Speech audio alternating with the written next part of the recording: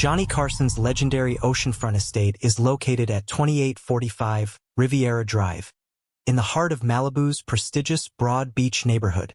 Originally built in the 1970s, this gated sanctuary of glass and concrete was designed by modernist architect Ed Niles. Perched atop a bluff with sweeping views of the Pacific, the house is surrounded by manicured lawns, reflecting pools, and floor-to-ceiling windows that seem to melt into the sea. In the spring of 2022, the property was quietly purchased by a wealthy tech couple from San Francisco, Liam and Rachel Warren, both in their mid-30s. Liam had recently sold a startup focused on generative audio technology. Rachel was a former music executive turned ceramic artist. Craving a retreat from the chaos of Silicon Valley, they were drawn to the minimalist elegance of the home and the allure of owning a piece of Hollywood history. They knew it was once Johnny Carson's private refuge. What they didn't know was how much of him had never really left. The first few months were blissful. Mornings began with the sound of waves and the soft clang of Rachel's pottery wheel. Evenings were spent watching the sunset through the enormous glass walls, sipping wine, and listening to old jazz. But sometime around late July that changed. It began subtly. The sound system, a newly installed, high-end setup, would turn itself on in the middle of the night, always playing monologues from The Tonight Show. Not streaming versions, but old recordings, with the distinct hiss of tape and laughter that seemed to echo unnaturally. The volume would slowly increase, as if coaxing someone awake. Liam assumed it was a glitch. Rachel wasn't so sure. Then the lights began flickering. Not the overheads, just the recessed bulbs over one particular corner of the living room, where Johnny Carson was known to sit and watch the ocean. An electrician came, checked everything. Nothing wrong. But the flickering persisted, always around 11:30 p.m. One night in August, Rachel was out on the patio, finishing a glass of wine. Through the glass wall, she saw Liam standing by the piano, except Liam was in the shower. The figure by the piano wasn't solid. He was tall, broad-shouldered, wearing a robe. When she looked closer, he wasn't there. Only the faint scent of cigar smoke hung in the air. Neither of them smoked. They stopped inviting people over after their friend Devin, a skeptical real estate broker, spent the night and left the next morning shaken. He said he'd heard a man's voice whisper, and now here's Johnny behind his ear while he was alone on the patio.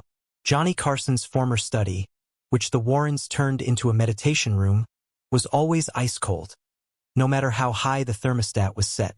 A dark spot formed on the ceiling above where Carson's desk once stood. Not mold, not water, just dark. A handyman tried to repaint it 3 times. Each time, the stain reappeared. Rachel claimed she once heard the sound of an old audience clapping faintly, even though she was home alone. Rachel began having dreams of a man walking the halls at night, checking doorknobs, muttering jokes to himself, asking where Ed McMahon was. She said she once heard him practicing his monologue aloud in the kitchen. What's the deal with ghosts? They never leave the house. Bad tenants. Liam, who never believed in the paranormal, eventually agreed something was off. He woke up one night with the distinct feeling of being watched. As he turned over, he saw a reflection in the window, not his own, but a man in a suit, straightening a tie, smiling faintly at him before vanishing. They invited a medium from Topanga Canyon. She walked through the house silently for 10 minutes before speaking. He doesn't want to scare you, she said quietly, but he still thinks this is his show, his home. He liked control. You're guests, and he's not sure if he likes the audience. The house had begun to feel alive, not in the romantic, organic way Liam and Rachel once described it to friends, but in the way a living thing breathes without being seen. It made sounds. It held moods. The long glass walls, once admired for their seamless connection to the Pacific horizon, had turned into something else entirely, a theater of reflections. And someone was always watching from the other side. The piano room had become a threshold.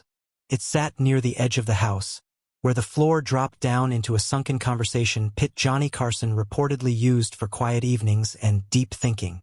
There, the Warrens had placed a Fazioli grand, polished to a gleam that made it appear more like a sculpture than an instrument. But no one played it. Not anymore. Rachel was the first to notice the fingerprints not on the keys, but on the far side of the piano's surface, where no one ever touched.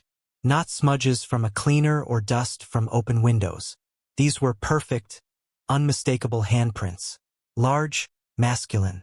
5 fingers spread wide, as if someone had leaned in close. First, she tried to ignore them. She wiped them away without telling Liam. The next morning, they returned. Then came the laughter. Low, distant, and dry like someone wheezing out an old joke they told too many times. It never came from one direction. Sometimes it drifted through the HVAC vents. Sometimes it pulsed through the house's built-in audio system, even when unplugged. One evening, while they ate in silence, both Liam and Rachel looked up at once. It had come from the ceiling above the dining table. They didn't speak. They just listened, frozen, as the laugh faded. Rachel had converted one of the guest bedrooms into her pottery studio. It was a modest, clean space, warm light, shelves of clay vessels, and a long reclaimed wood table where she trimmed and glazed her pieces. The studio had a full-length mirror mounted across from the door. It was already there when they moved in, affixed to the wall, impossible to remove without cracking the glass or damaging the frame. One afternoon, while working, she caught a glimpse in that mirror of a man seated at the edge of the table, legs crossed, elbow propped on his knee.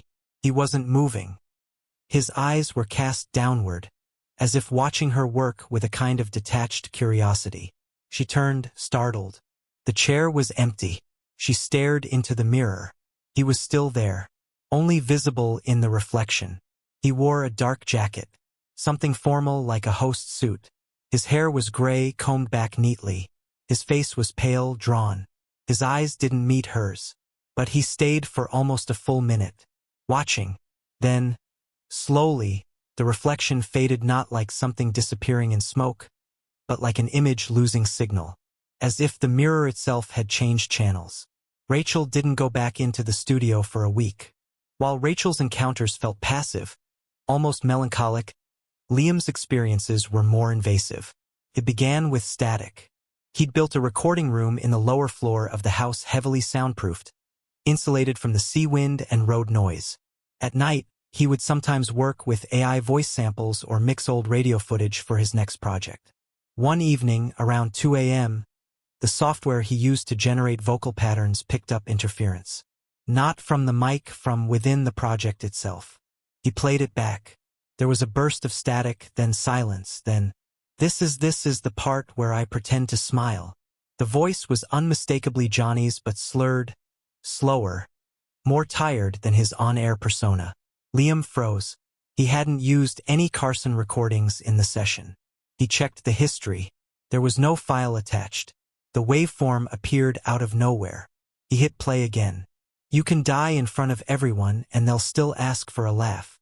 The next day, Liam took the whole system offline. But the voice returned not through his software, but through the walls.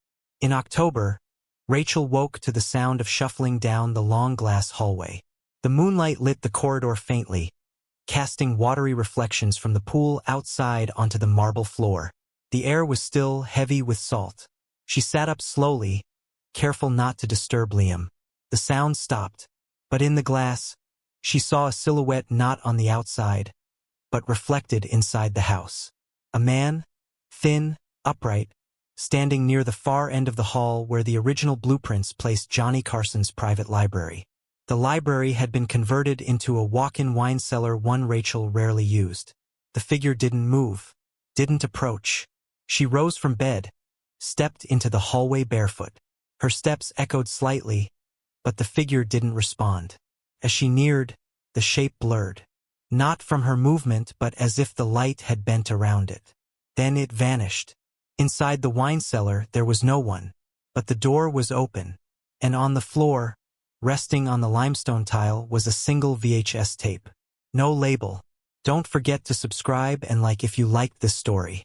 The tape sat there in silence, square and obsolete, its black plastic edges dulled by time. It wasn't dusty.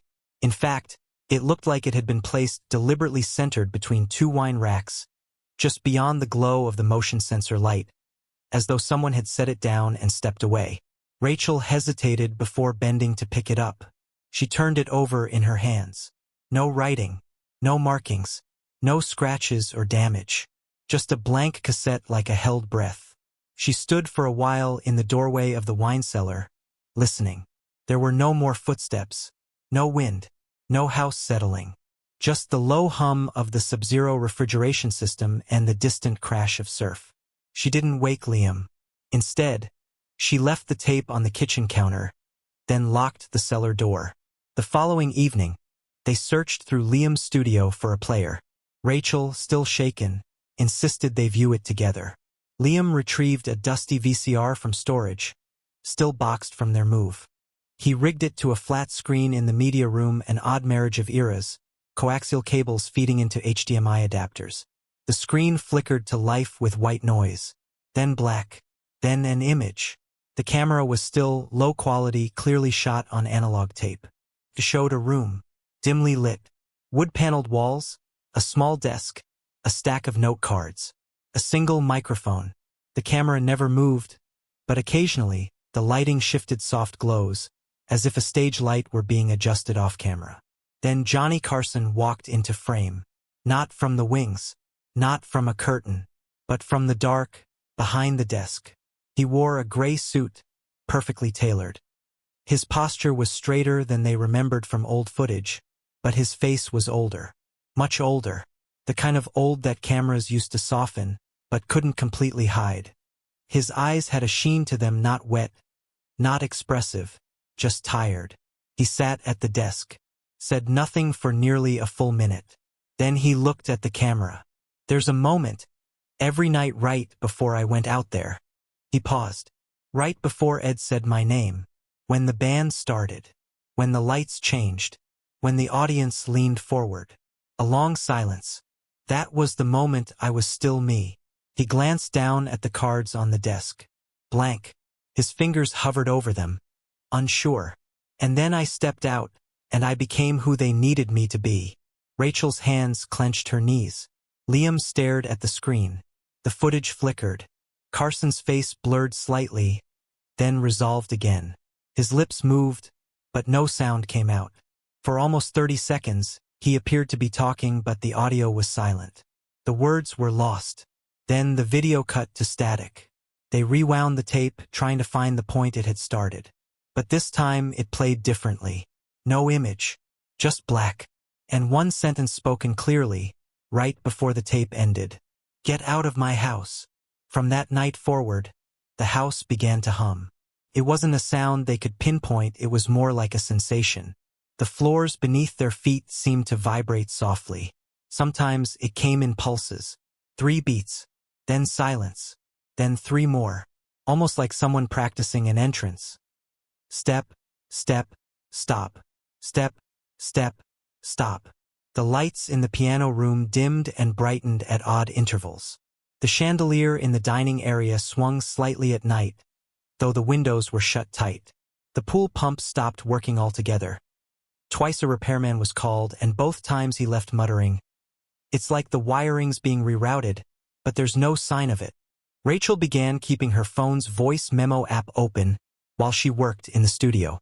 One day, reviewing a recording, she noticed faint audio in the background, an old, familiar phrase, spoken slowly, almost drunkenly. "We'll be right back." Another night, Liam awoke to find the bedroom door wide open. At the far end of the hallway, under the moonlight spilling through the skylight, he could see someone standing in the conversation pit.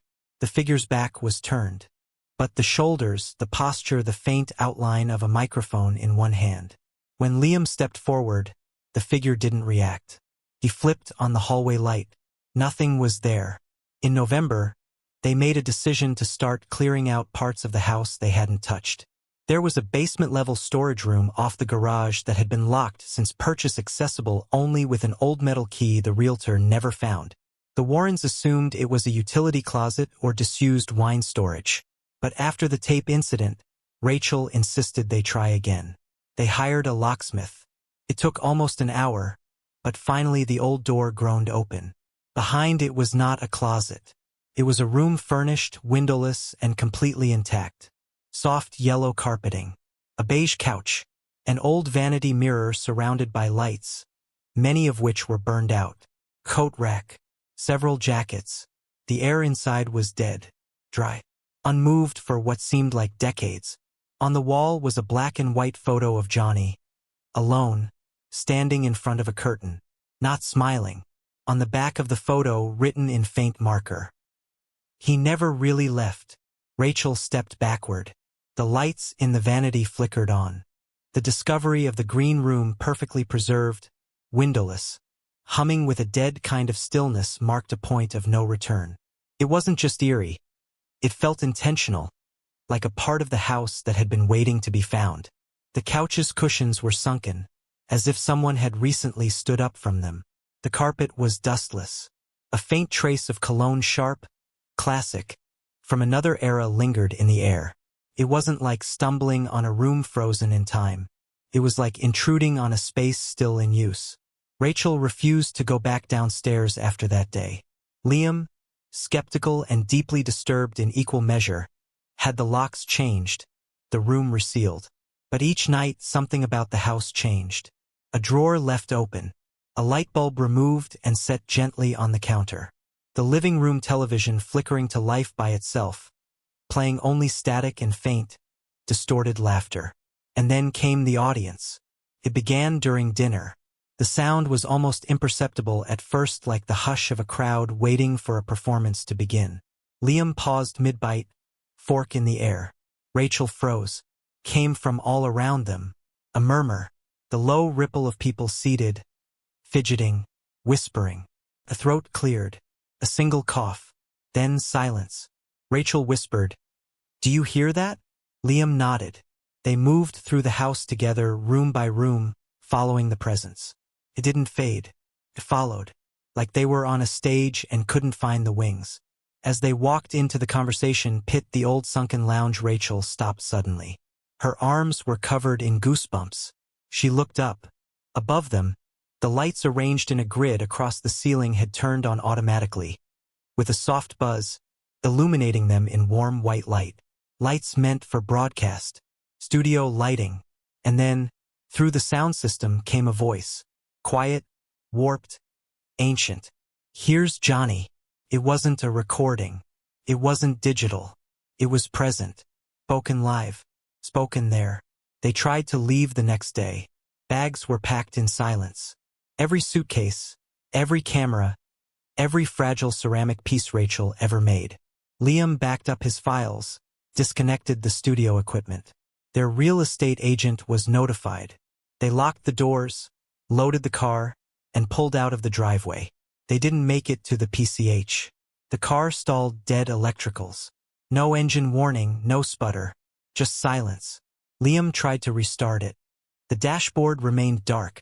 His phone lost service. Rachel's too. They looked back toward the house. And the lights were on. All of them. Every window glowed bright against the coastal dusk. The pool shimmered violently, as if disturbed. Then, slowly, through the long window of the piano room they saw him. Johnny, or something that wore his shape. He stood with one hand on the piano, looking out. Not at the sea. At them. Liam opened the car door and sprinted back. Rachel screamed, grabbing at his arm, but he broke free. "I just need the hard drives," he shouted. "Just 5 minutes." He didn't come back out. Rachel waited in the car for 20 minutes. Then 30. The air grew thick. Not with fog, not with weather, but with weight. Like the atmosphere had become compressed. Dense. She stepped out of the car, shaking. The porch light flicked on before she reached it. She called his name. No answer. When she stepped into the house, the silence was complete. No sound. No wind. Even the ocean seemed to have stopped breathing. She found Liam in the piano room, sitting, perfectly still. His eyes were open, his hands on his knees. He was smiling faintly, a blank, detached smile. He wouldn't speak, wouldn't blink, wouldn't respond. Just sat there, like he was waiting for applause. Days passed. Rachel called for help. Liam was taken in for evaluation. The doctors found no physical explanation. His brain scans were clean. He could eat, sleep, respond to commands, but emotionally he was absent. He repeated only one phrase over and over again. The show must go on. Rachel returned once more, with the intention of taking her art supplies and never coming back. She moved through the house like a thief, afraid of being seen by something that already knew her every step. On the kitchen counter was another VHS tape. No label. She left it there. Rachel sold the house off-market. A quiet transaction to a development firm that promised to demolish the structure and rebuild. But the demolition never happened. Permits were stalled. Contractors refused to work. One fell off the roof and broke his leg after claiming he saw a man with cue cards standing on the edge, smiling. Another swore he heard the sound of applause whenever he turned off the power at the fuse box. The house remains empty, but not quiet. Locals say they see lights flicker on around 11:30 p.m. That sometimes, from the cliffs above Broad Beach, you can hear faint music, and laughter, and a voice, still crisp after all these years, floating into the dark. I bid you a very heartfelt good night. The glass still reflects more than it should. And somewhere in the basement the green room waits. Still warm, still ready, curtains drawn, forever. Don't forget to subscribe and like if you liked this story.